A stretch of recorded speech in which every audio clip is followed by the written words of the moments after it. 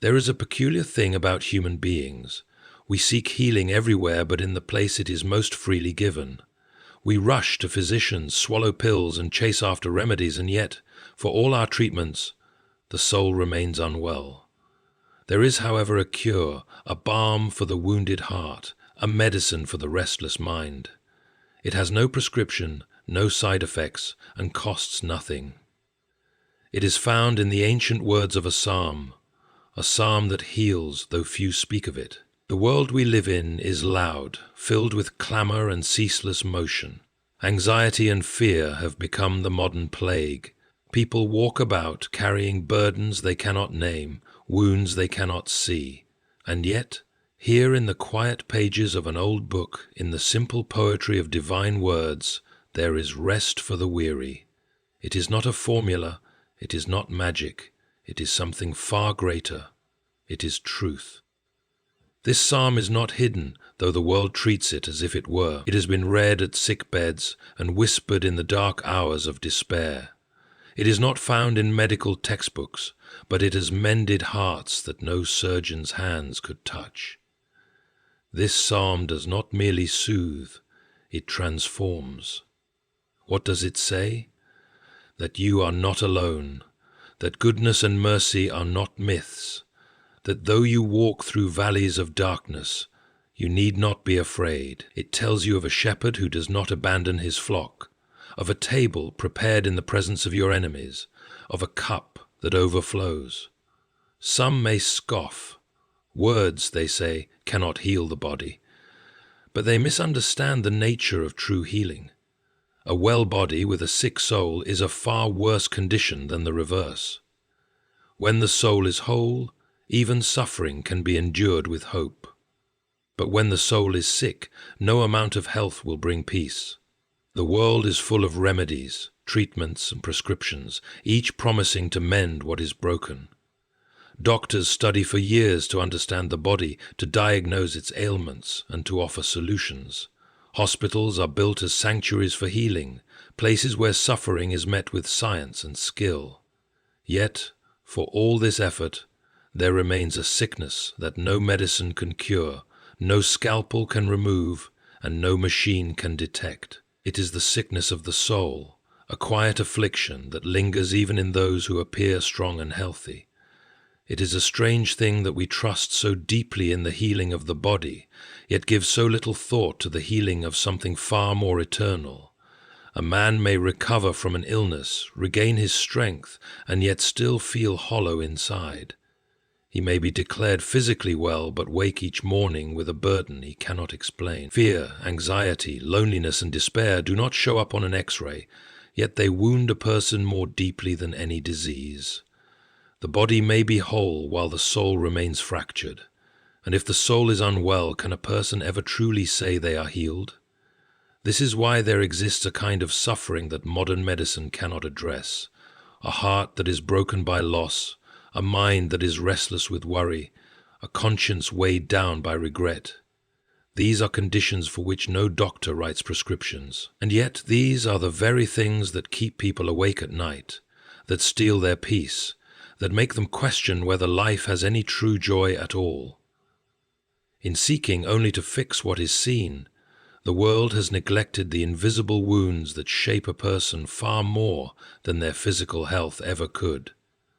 There is a kind of healing that does not come from laboratories or clinics, but from something deeper, something older than medicine itself. This healing does not merely restore the body, but reaches into the very core of a person, touching the places where fear resides, where hope has faded, and where peace has been lost.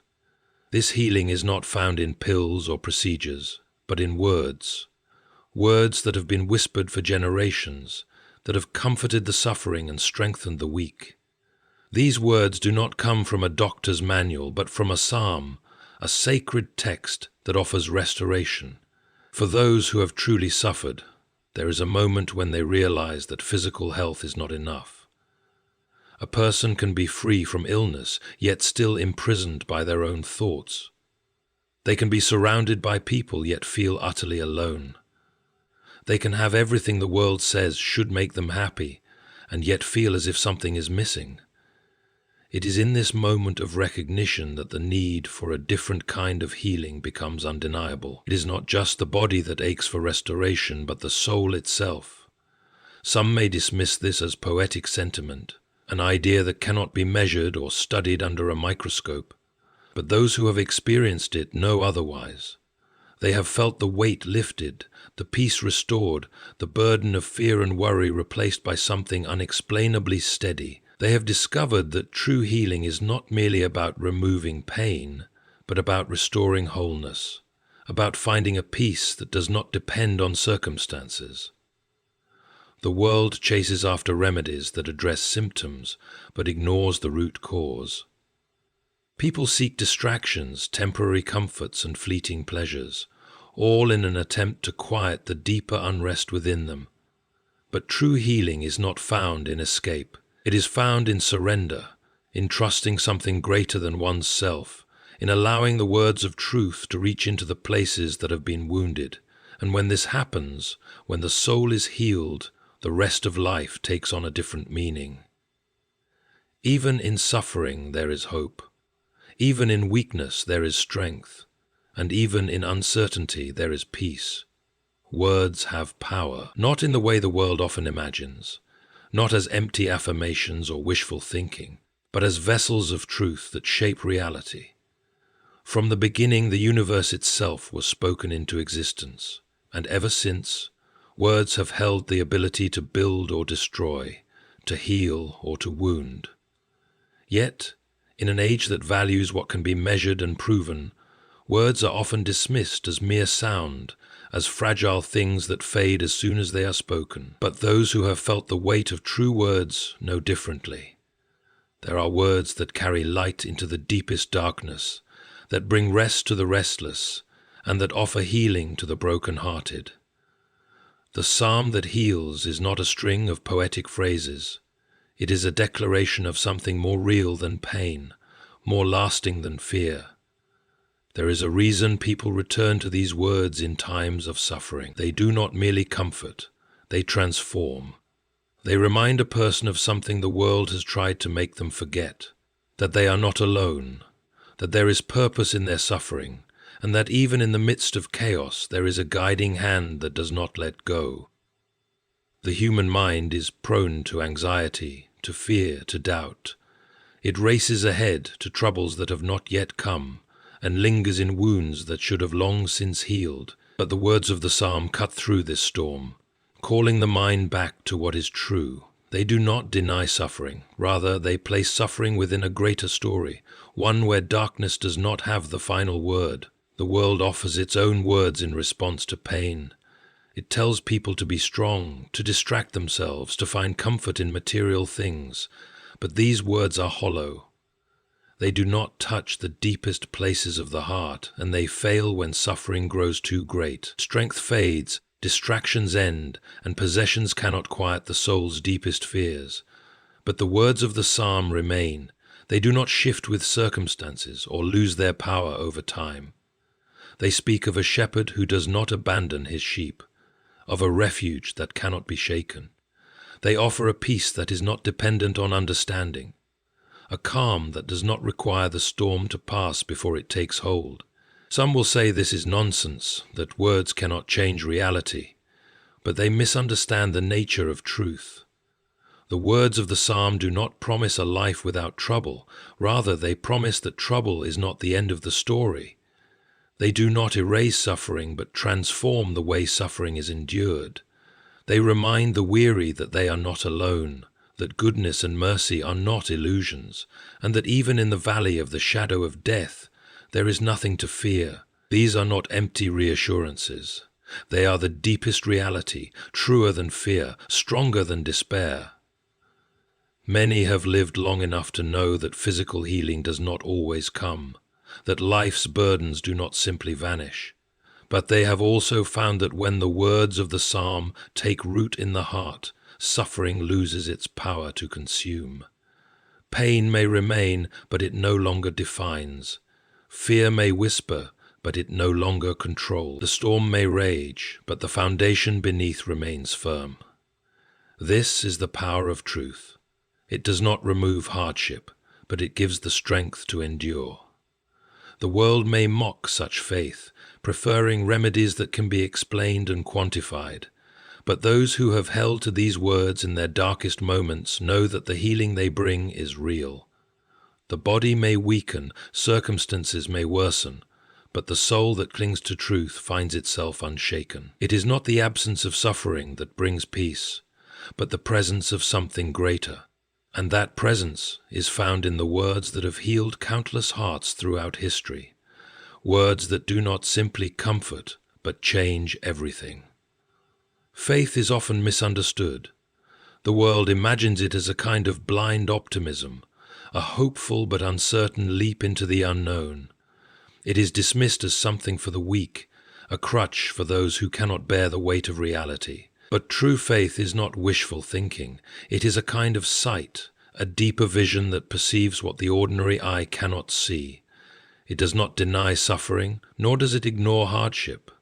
Instead, it looks beyond them, recognizing that there is more to reality than what is immediately visible. This is why healing through the words of the psalm is not automatic. It requires something from the one who seeks it. It demands surrender, trust in something greater than oneself, a willingness to lean on what cannot be proven in a laboratory, but is known in the depths of the soul. This is where many falter. People long for peace, but resist the path that leads to it. They wish to be healed, but want to maintain control.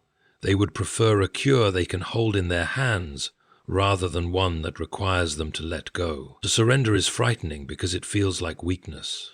Yet in the paradox of faith, it is the very thing that brings strength. A person drowning in deep waters does not save themselves by struggling. They are rescued when they trust the hands that reach for them.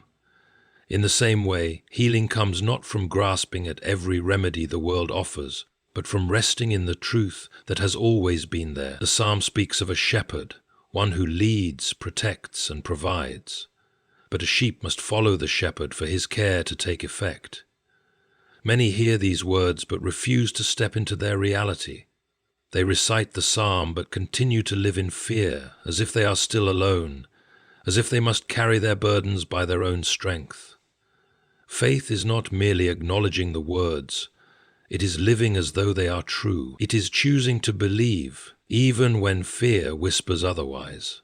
It is holding on to peace, even when circumstances try to steal it away.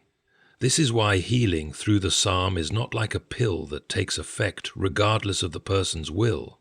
It is not passive. It is active. It is an invitation, a door that must be walked through. The words are there, filled with power, but they must be received. This is what many struggle to accept. People prefer solutions that do not require them to change, remedies that do not ask them to let go of their own understanding. But faith demands something deeper. It requires a willingness to trust, to step beyond what is seen and into what is promised. There is a reason why children often grasp faith more easily than adults. A child does not question the arms that lift them, they simply rest in them. They do not demand explanations before they trust. They believe because they know they are loved. But as people grow older, they become hardened by disappointment, more reluctant to trust, more determined to rely only on themselves. They seek peace while refusing to surrender, wanting control even as they long for relief. But true peace cannot be grasped, it can only be received. This is why the healing power of the psalm is often overlooked. People want certainty, proof, a guarantee that does not require trust. But the greatest truths in life are not proven by experiments. They are known through experience. Love, hope, meaning. These things cannot be weighed or measured, yet they shape lives more deeply than anything that can. In the same way, the healing that comes from these words is not something to be analyzed from a distance. It must be lived.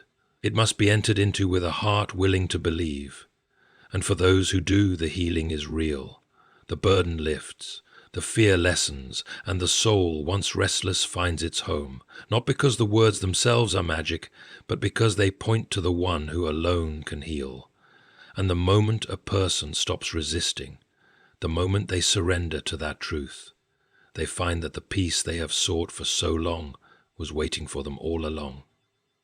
Sounded nice. The world is full of noise, voices shouting for attention, distractions pulling the mind in 100 directions. Everywhere people are searching for solutions, for something to make sense of their pain, to bring them peace, to heal what feels broken inside. And yet, in this frantic search, the very thing they need most is often overlooked. The words of the psalm, the healing truth that has stood for generations, remain present but unnoticed, available but unspoken. It is not that they are hidden, but that people have become too busy, too skeptical, or too hardened to hear them. It is a curious thing how humanity often ignores what is most freely given. The greatest truths are not locked away behind doors of wealth or intelligence. They are placed in the open, waiting to be received. Yet, because they are simple, because they do not demand payment or effort, they are passed by. This is the case with the healing psalm. It has been spoken in hospital rooms, whispered in moments of despair, repeated by those who have nothing else to hold on to, and in those moments it has brought peace. It has given strength when there was no strength left, hope when all seemed lost. But for those who live in comfort, who seek answers in human wisdom alone, it is dismissed as a mere poem, a collection of ancient words with no relevance to modern life. Society has trained people to believe that true solutions must be complicated. If something does not come with a price, a prescription, or a complex explanation, it is considered less valuable. The idea that a simple passage of scripture could bring more healing than the most advanced treatments is uncomfortable to many. It does not fit within the framework of a world that places its trust in what can be measured and controlled. And yet, for those who have turned to these words in their darkest hours, no proof is necessary. They have felt their power, experienced their peace, and seen for themselves that healing is not always about physical restoration. It is about something deeper. This is why the psalm remains overlooked. It does not force itself upon anyone. It does not demand attention. Instead, it waits. It waits for the moment when a person reaches the end of their own strength, when they realize that no earthly solution can quiet the turmoil in their soul. And in that moment, when all other voices have faded, these words become clear. They do not change, but the heart that hears them does. Even though this psalm has existed for centuries, many still do not recognize its power. It is not that they have never heard it. Perhaps they have, in passing, at a funeral, in a book, in a quiet moment of reflection, but they have not stopped to listen. They have not allowed the words to sink in, to take root, to reshape their thinking. They treat it as something ordinary when, in reality, it is anything but. It is the very thing they have been searching for, yet they do not realize it because they expect the answer to look different. The world continues to seek healing in all the wrong places, looking for peace in temporary pleasures, searching for security in things that will not last. But the truth remains, unchanged, waiting to be embraced. Those who find it often wonder why they did not turn to it sooner. They see how long they searched, how many distractions they pursued, only to discover that the answer was always there, quietly waiting for them to listen. And so, the psalm remains overlooked by many, but never absent. It does not fade with time, nor does its power diminish. It is always available, always ready to bring healing to those who are willing to receive it. The question is not whether it is there, but whether a person is willing to stop, to listen, and to let it do the work it was always meant to do.